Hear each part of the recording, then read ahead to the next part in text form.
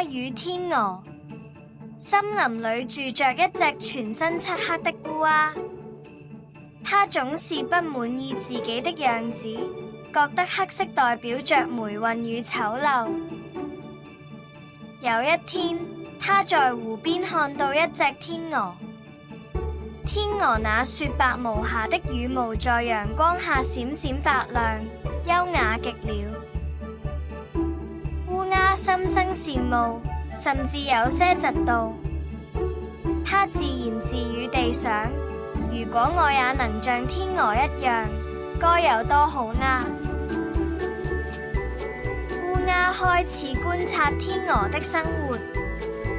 他發現天鵝整天都在湖水裏游泳、潛水，並以水草為食。烏鴉異想天開地認為，天鵝的羽毛之所以那麼白，一定是因為它整天在水裏洗澡的緣故。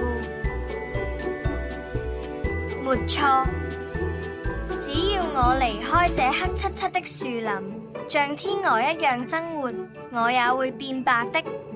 烏鴉興奮地決定。於是烏鴉飛到了湖邊，它放棄了原本的食物，開始拼命地在湖水裏沖洗自己的羽毛。儘管它洗了一片又一片，幾乎快要把自己淹死了，但那些黑色的羽毛依然黑得發亮。烏鴉不肯放棄，它固執地留在沼澤地，不願回到森林。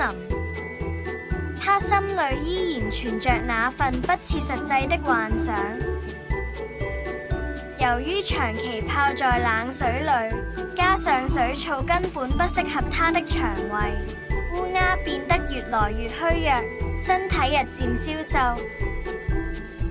最後，這隻愚蠢的烏鴉因為體力不支，孤獨地死在了湖邊。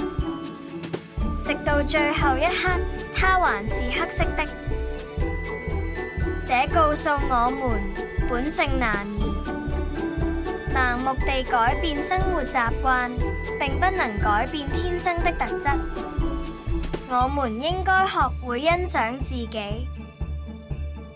漆黑、雪白無瑕、優雅、沖洗、幻想、消瘦、體力不支、欣賞。